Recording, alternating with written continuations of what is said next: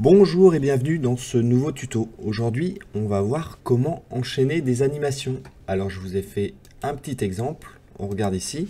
Quand j'appuie sur une touche, on voit les trois cubes qui vont de gauche à droite, qui partent dans une boucle.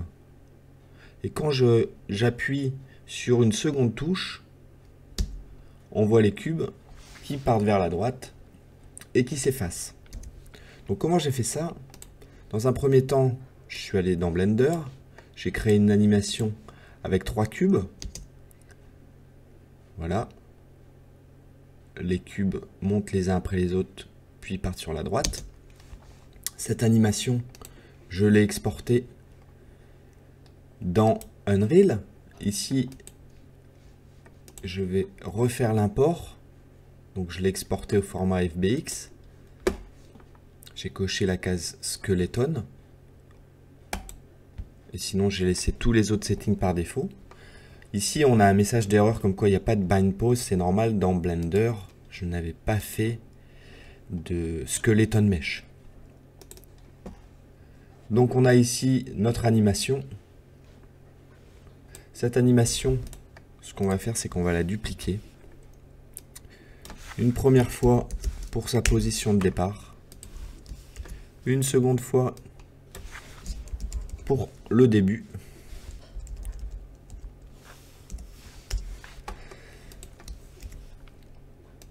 Une troisième fois pour la partie qui loupe. Et une quatrième fois pour la fin. Je vais commencer avec le idle. Idle, c'est un mot générique pour les animations qui sont fixes, les animations de départ généralement. Donc je me mets sur l'image 0 et je vais supprimer les images qui vont de 1 à 80 pour ne garder que la première image. Je vais ensuite ouvrir l'animation start. On voit que on a bien notre anime et que le start se termine à l'image 19. Donc je vais enlever les images qui suivent. J'enchaîne avec le loop. Alors le loop, je vais commencer par la fin. C'est-à-dire, je sais que je suis à l'image 59 avant que les cubes commencent à partir. Donc je vais commencer par supprimer la fin. Et ensuite, je vais aller jusqu'à l'image 19. Et je vais supprimer le début. Pour ne garder que le loop. Pour finir la fin. Donc je vais à mon image 59. Et je supprime les images précédentes.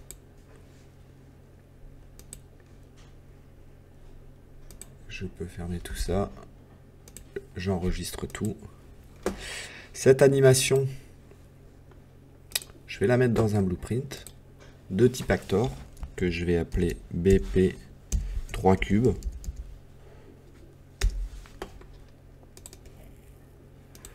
Donc ici, je vais ajouter un component de type skeletal mesh. Et je vais lui spécifier le nom de mon skeleton qui est anime 3 cubes que je trouve ici. Mes cubes sont ici, ils sont assez grands. Et je vais leur mettre un matériau bleu. Voilà, tout simplement. Donc ici, on n'a pas d'animation. Si on voulait récupérer une animation dans le blueprint, il faudrait que l'on clique sur Animation Asset et que on lui spécifie, par exemple, notre animation 3 cubes. On pourrait lui spécifier uniquement notre loop. Mais on verra par la suite qu'on va venir changer ici l'animation asset en animation blueprint. Donc justement, je vais créer cette animation blueprint On va lui spécifier notre skeleton qui est 3 cubes. C'était bien celui que j'avais sélectionné. Voilà. Create, je vais l'appeler animation blueprint ABP 3 cubes. Donc l'animation blueprint, on a deux fenêtres, l'anime graph où on va avoir des nodes qui représentent les animations ou un groupement d'animations, et on va avoir l'event graph que l'on connaît qui ressemble étrangement au blueprint. Donc dans l'anime graph, ce qu'on va commencer par faire, c'est créer un state machine. Ici, le state machine, on va le relier à l'output pose. Je vais pouvoir le renommer. Je vais l'appeler animation, tout simplement.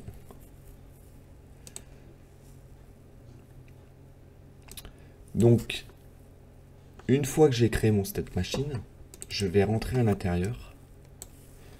On voit ici qu'on a toutes nos animations qui correspondent au skeleton que l'on a désigné quand on a créé notre animation blueprint. Et justement, toutes ces animations, en commençant par la idle, on va venir les déposer ici pour créer justement le schéma de ce que l'on souhaite faire. C'est-à-dire que dans un premier temps, on va jouer notre animation arrêtée. Ça va être notre position de base. Ensuite, on va jouer notre start. On va le relier. On voit qu'entre les deux, on vient de créer une transition. On va ensuite faire notre loop. Et pour finir, partir sur notre animation de fin.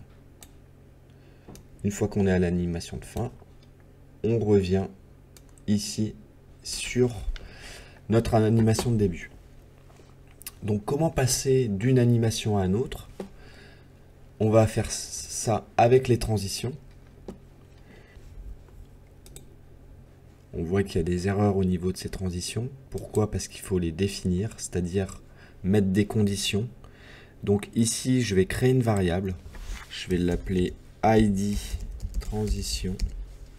Cette variable, elle va être de type integer, donc un entier. Et on va pouvoir entrer ici dans la transition en double-cliquant. Je vais prendre ma variable et je vais lui dire si cette variable est égale à 1, alors tu me joueras cette transition.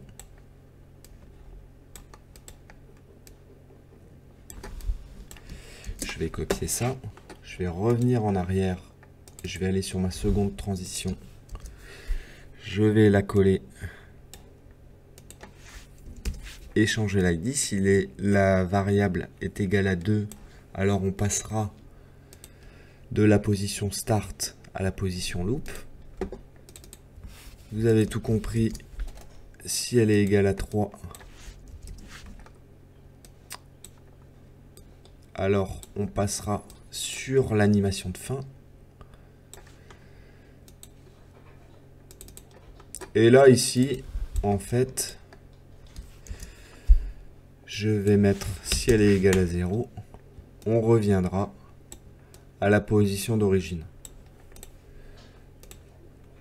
On voit que maintenant, quand on compile, on n'a plus d'erreur. Si je passe sur ma variable et qu'ici je viens la modifier, si je passe sur 1, on voit qu'on a notre animation de début. Avec 2, on passe sur notre loop, qui justement ici ne loupe pas. 3, on sort. 0, on revient au début.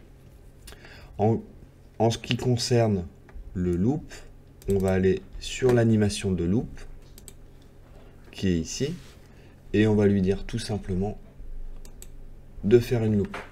Alors on va retourner maintenant dans notre blueprint, et ici comme je vous l'expliquais, on va passer de Animation Asset à Animation Blueprint et on va venir lui spécifier l'Animation Blueprint que l'on vient de créer, c'est-à-dire notre Animation Blueprint 3 cubes. Ce blueprint, je vais venir le placer sur le viewport dans notre scène. Alors, il me semble assez grand et pas du bon côté, donc je vais commencer par lui faire une rotation et ensuite voilà, venir le replacer. Maintenant la question est comment je viens modifier la variable qui est ici à partir du blueprint, sachant que dans notre blueprint, ce que l'on souhaite, c'est avoir deux touches. On va placer, par exemple, un raccourci sur la touche 1 du clavier et un raccourci sur la touche 2. Alors attention sur les raccourcis keyboard, si vous tapez keyboard 1 ou 1, ça ne fonctionne pas, c'est bien num 1 pour avoir le pavé numérique du clavier. Donc comment, lorsqu'on va appuyer sur le num 1, je vous rappelle que si vous placez des inputs, il faut que dans votre blueprint, vous passiez actif Auto Receive Input sur le player 0. Sinon, vos raccourcis clavier ne fonctionneront pas. Donc comment on va passer de la touche 1 à l'ID 1? Eh ben, c'est assez simple. On va prendre notre skeleton mesh. On va venir faire un get anim instance. Je dis que c'est assez simple et en même temps il faut le trouver quoi. Et à partir de là, on va faire un cast to ABP 3 cubes. Voilà.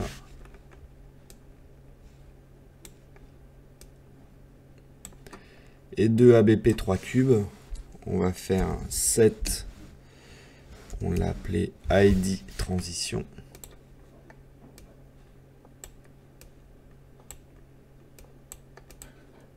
Vers l'ID 1. Pardon. On voit que maintenant, si je fais un play, alors par défaut, je pense que ici, l'ID, on va le laisser à 0. Quand on va venir appuyer sur 1 ici, hop, on voit, on a bien notre anime de début. Quand je rappuie sur la touche, on ne peut pas revenir à 0. Il ne rejoue pas l'animation. Pourquoi? Parce qu'en fait, il n'y a pas de lien entre l'anime start et le idle. On pourrait en créer un, mais ici, ce n'est pas forcément nécessaire. Je vais continuer à faire mon blueprint ici. Donc ce que l'on souhaite, c'est enchaîner ensuite, après, avec, je vais mettre un delay sur l'ID 2. Donc je suis en train de vous montrer une manière de faire. On va voir par la suite qu'il y a moyen d'améliorer cette façon de faire. On va aller vers l'ID 2, mais de combien est le délai? Alors justement, de combien est le délai? Ça dépend de notre durée d'anime début, qui est ici. Donc pour connaître notre durée d'anime début, on voit qu'elle fait 0,38. Donc je suis allé dans mon anime, j'ai regardé le temps, je le reporte ici dans le délai. Et donc même chose pour la fin, on va réutiliser ça, on va réutiliser notre cast. On va déclencher l'anime 3, c'est-à-dire notre sortie. Et là, après un délai, on va venir jouer l'anime qui permet de repartir au début. Alors, entre-temps, ce que je pourrais faire ici, c'est de venir insérer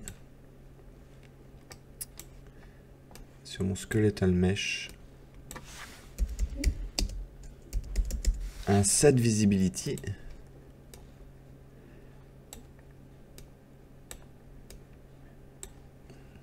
lui dire que tu es invisible une fois que l'anime est terminé. Et de la même manière, venir dupliquer ça ici. Sans oublier de cocher la case New Visibility. C'est-à-dire que une fois que tu vas commencer à jouer l'anime, hop, tu te rends visible. On a oublié de spécifier le délai, c'est-à-dire la durée de notre anime de fin, qui est de 0,42. Pardon. 0,42.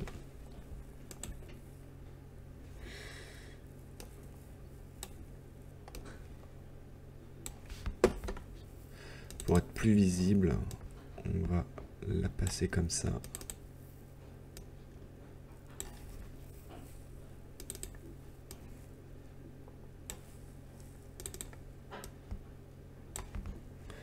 Voilà.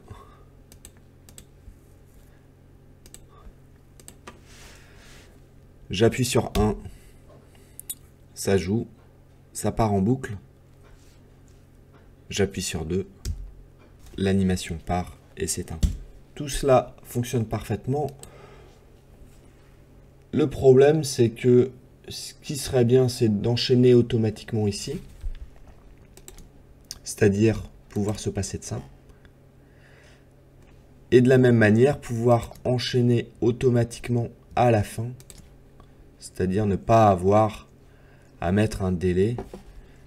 Si jamais on change le play rate de l'animation, le délai va changer et on sera obligé de l'adapter, en plus de devoir peut-être le calculer, enfin, ou de le récupérer différemment.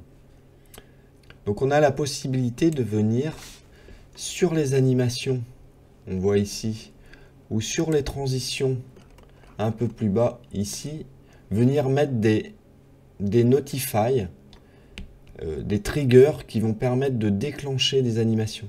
C'est-à-dire que, par exemple, ici, sur la transition, je vais mettre à la fin de la transition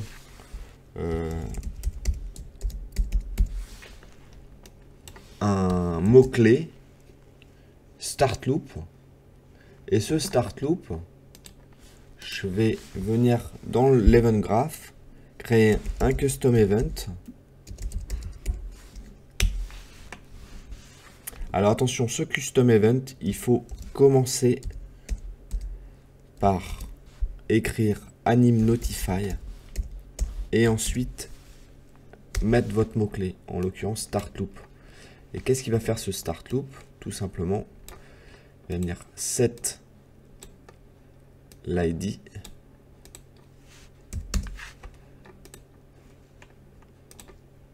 Voilà. Et on voit qu'on enchaîne bien. Alors le problème ici, c'est que la transition se fait à la fin du blend. Ce qui n'est pas forcément la fin de l'animation en fait. En fait, si on regarde ici plus lentement, je vais mettre 0,2,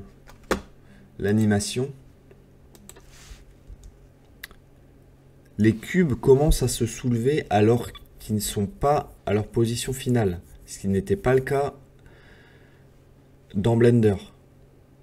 Alors c'est pas grand chose, me direz-vous, on ne le voit pas forcément, mais il se trouve que je l'ai vu. Voilà.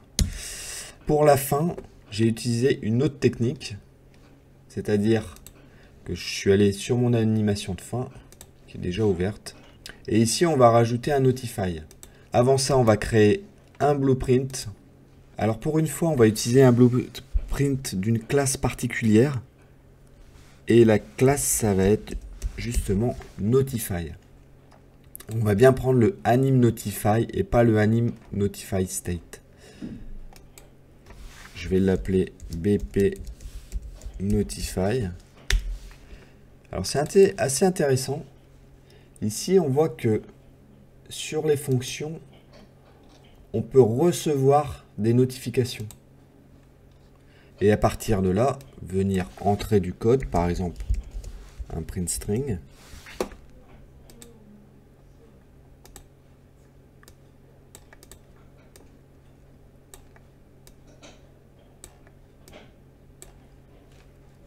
Qui va nous retourner ici le mesh component. Donc, sur l'animation, on va venir, par exemple, à la fin, je vais me mettre sur l'image 20, ajouter une notification sur cette track. Non, c'est pas insert notification track, c'est ici add notify. Et on va sélectionner notre BP Notify. J'enregistre. Même chose ici. Je vais d'ailleurs le faire partout. Save all. Et on va voir dans le coin supérieur gauche du viewport si une fois qu'on est à notre animation de fin, on a bien notre texte. BP3 cube, c'est bien ce qu'on voulait voir. Donc ici, tout simplement, on va supprimer notre print string. On va faire un getOwner.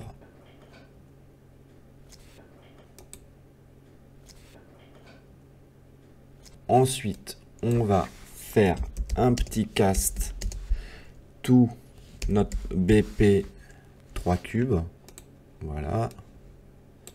Donc si on retourne dans notre blueprint, on va créer un custom event, add custom event qu'on va appeler end visibility. Voilà, et qui va justement, dans un premier temps, masquer notre static mesh, et ensuite on va le copier d'ici avec ça. On va le dupliquer.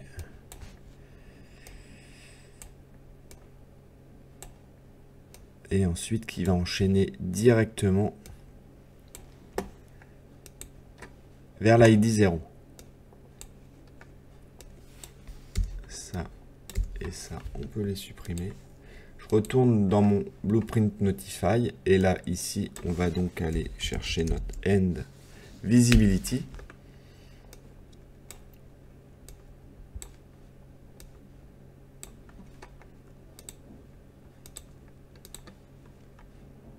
On va tester.